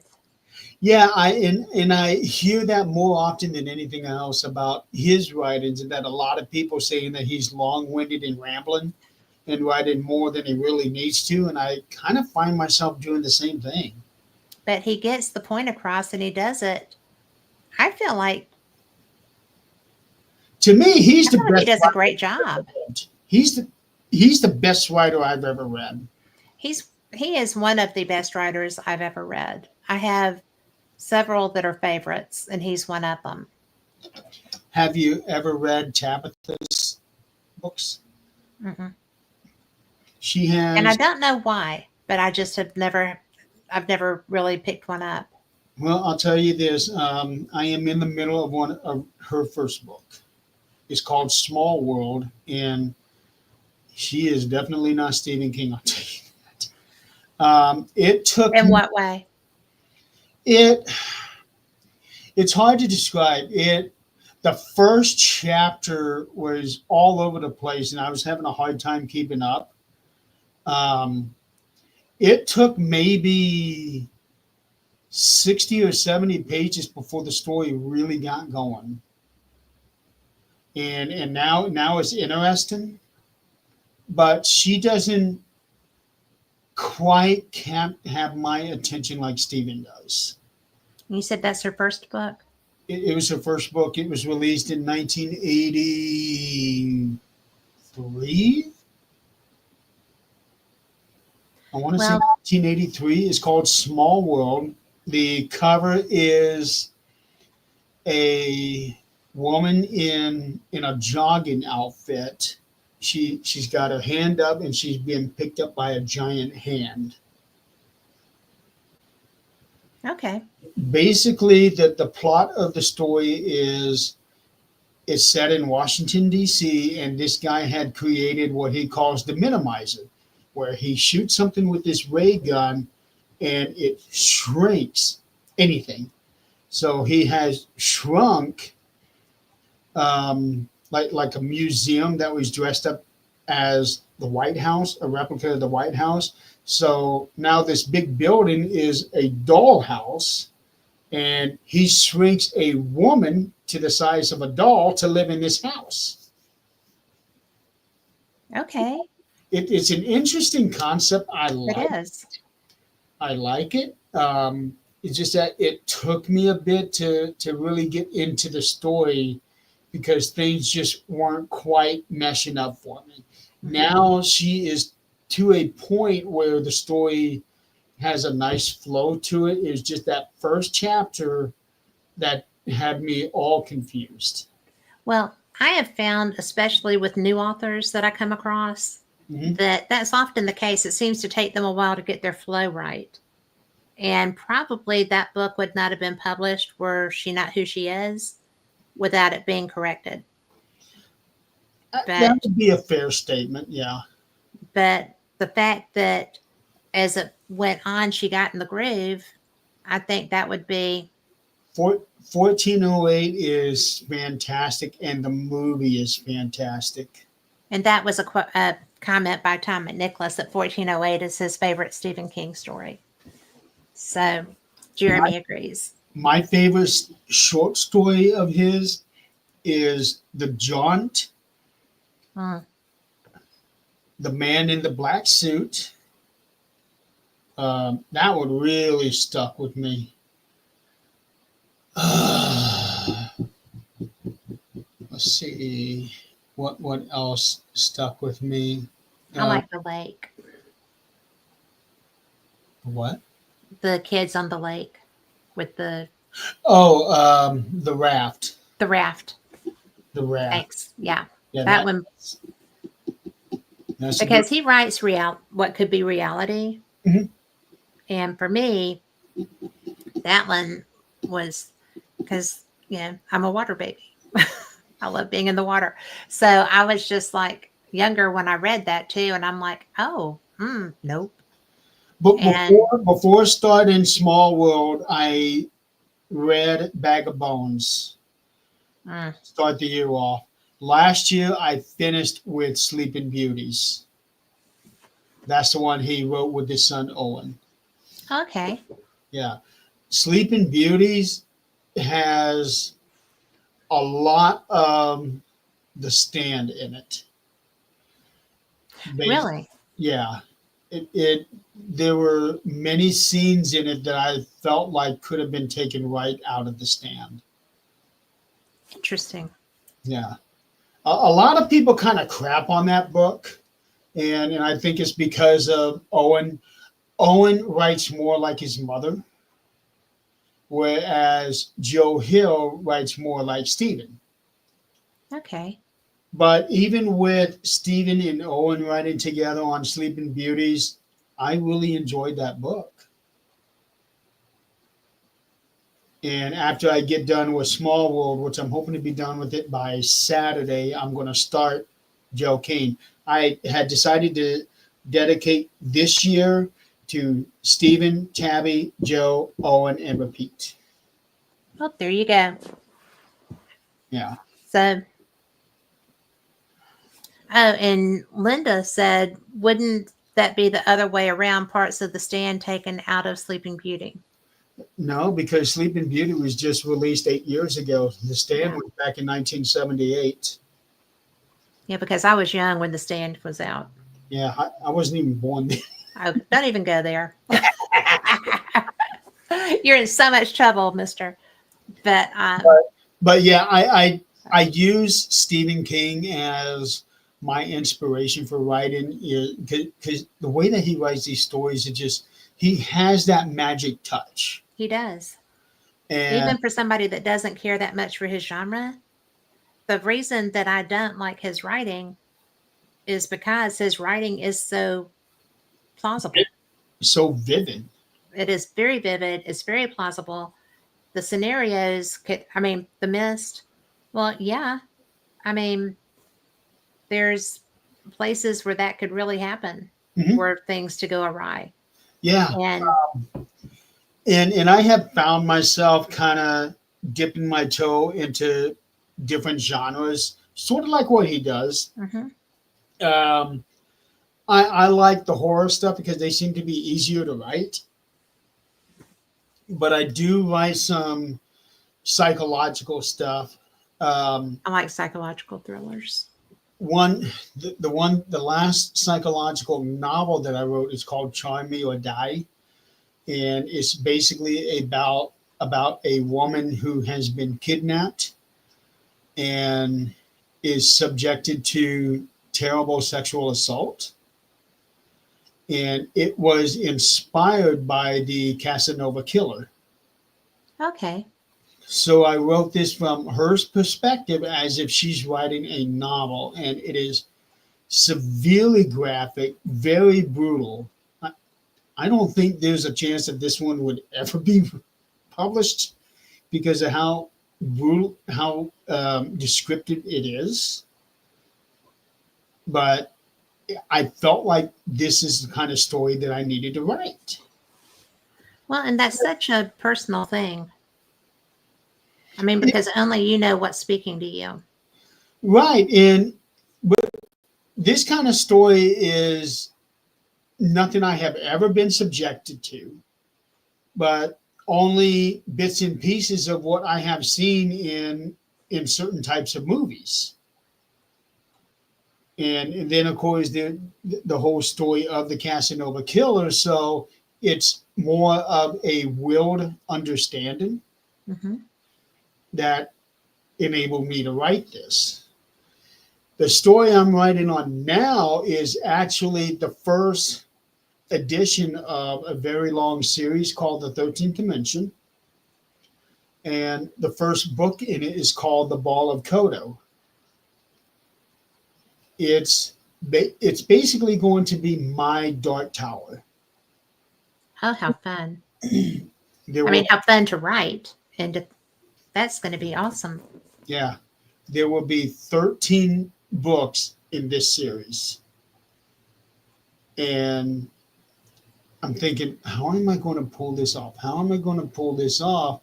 And it hit me that the first book does not necessarily have to be a complete science fiction dark fantasy thing. No. It'll be the first book is 99% based in our world with a couple of mystical things, and then it's just going to gradually go into that science fiction and dark fantasy as the series goes on. So, sort of like how Alien, the Yes. first movie, straight up horror. The second movie was more of an action movie. Yes. And then it kind of got weirder and weirder from that point on. But It is weirder and weirder.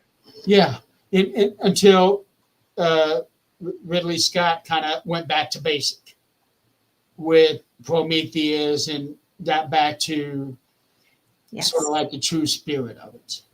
Well, and that happens often with serial movies like Yeah. that. But But I I'm don't. planning on the 13th dimension to be consistent throughout. Like when you finish the last page of one book and then start the next Mhm. page of the next book, it's going to be continued right from there. That's the intent. That's so cool. I Yeah. wish more people did that. That's the intent. How it comes out, I don't know. Well, you won't know until you sit down with it. Exactly. I do plan on doing part two later this year, but after I finish the book of Kodo, then I'm going to move on to some short stories because I got other ideas I want to write, and then eventually get back to the second book. Do you log as you go? Like, let me as you're writing your first. Okay, just say you're like right now you're doing a first. As you go through that, do you keep notes? I want to make sure that I pick this thread up. I want to make sure I pick that thread up as you're going, or do you just pick it up as I you go? I just go. Um, if I need to reference back to something, then I'll just kind of scroll back on the pages. I don't have any notes of any kind except for what my current word count is. Uh, Gotcha. yeah. So the last one that I got is hard to see is 10,071 words. That's where the particular chapter I was at. I finished that Okay. chapter today, and then I'll start the next chapter tomorrow. Cool beans. Well, we are almost out of time, and Yes, your we are. stuff is so good, and you're so interesting. Tell people where they can find you. You can find me anywhere. You can That's find me pretty much true, guys. You can find on, them anywhere. you can find me on Facebook. You can find me on TikTok. You can either type in my name or the Paranormal Adonis, because that was the nickname that was given to me 5 years ago. Or the Viking. Yeah, uh, yeah, Yeah. that's been not a common one, but that has been given to me too. You can find me on Instagram, but I don't really do anything on Instagram. Um, most videos that I put on TikTok goes on my YouTube channel, so you can find me on YouTube, or you can find me on the Things Network, and that's everywhere too. That is everywhere. Yeah, it's on Facebook, YouTube, LinkedIn, TikTok. I'm trying to get to 1,000 followers on TikTok. I'm at 829 last I saw. Please go follow it if you're on TikTok. Um, you have to put in the Real Things Network, otherwise you won't find it. Okay. The Real Things Network. Yes. All right. That's really that's really it. He's everywhere you want to be. Trust me, you'll find him. Yeah. And you'll love the work that he has up there too, because the Things Network covers a lot of content. And I'm a very proud representative of Things of Alabama. So I thank you for that. But it is so much fun to talk with you. Thank you for being here. Oh, thank you for having me. I thought I was all talked out with the last show, but sometimes I just can't shut up. I get that. I completely get that. And, because we covered a lot of ground last night. That was fun. It was Friday night. And I had the best time. And y'all, if you go to to the Things Network on YouTube or Facebook or Anywhere anywhere else. you find it, you will love it. You're not going to run out of content to watch. It's just really a good thing. We have So more than kind of like Born 25 TV and shows. and also you can catch our replays on the Roku channel under the Dark Realm TV and on Amazon Fire TV. So just enjoy those because you know what? You put out a lot of information, Jeremy. I'm going to have to go back and check my notes too, just to be able to keep up for the next one. So thank you. A lot of stuff coming out. Yeah, I appreciate you. And for everyone listening, be blessed. Have a great week. I'll be back Wednesday night with Paranormal Experience with Kat Hobson, and we're going to have a great show. Just enjoy yourself. Oh, thank you, Linda. And we will see you next time. Same cat time, same cat channel. Good Good night. night.